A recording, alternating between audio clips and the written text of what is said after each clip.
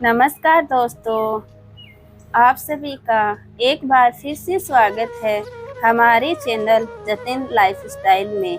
दोस्तों, सावन मास के शुक्ल पक्ष की तृतीया तिथि को हरियाली तीज मनाई जाती है। इस दिन महिलाएं अपने पति की लंबी उम्र और अखंड सौभाग्य के लिए मां पार्वती और भोलेनाथ की पूजा करती हैं। एक बार भोलेनाथ ने माता पार्वती को उनके पूर्व जन्म के बात याद दिलाने के लिए तीज की कथा सुनाई थी।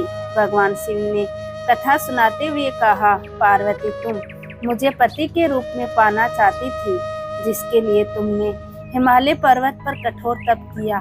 तुमने सर्दी, गर्मी, बरसात आदि सभी कष्टों को सहा। इसे देखकर तुम्हारे पिता बेहद दुखी थे। एक बार भगवान विष्णु के कहने पर देव ऋषि नारद तुम्हारे घर आ गए और उन्होंने तुम्हारे पिता से कहा कि विष्णु भगवान आपकी पुत्री से विवाह करना चाहते हैं। आपकी क्या राय है?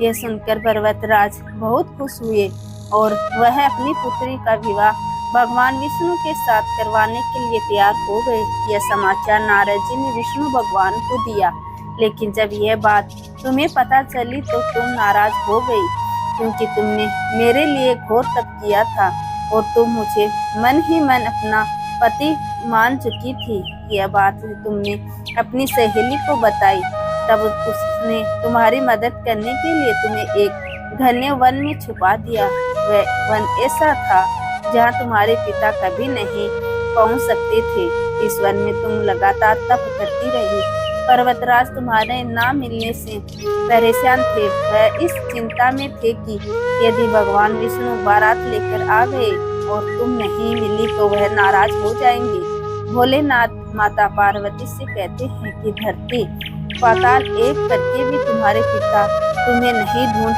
पाए, क्योंकि तुम उस वन में एक गुफा के अंदर मेरी आराधना कर रही थी।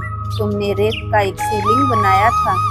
तुम्हारे तप से प्रसन्न होकर मैंने तुम्हारी मनोकामना पूरी करने का विचार किया।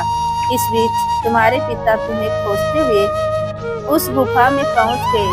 तुम्हें वहां देखकर पर्वतराज बहुत खुश हुए और तुमने अपने पिता से कहा कि तुमने मुझे अपना वर चुना है और इसके लिए घोर तप किया है और आज यह तप सफल हो गया है। भोलेनाथ ने मेरा वरण कर लिया है।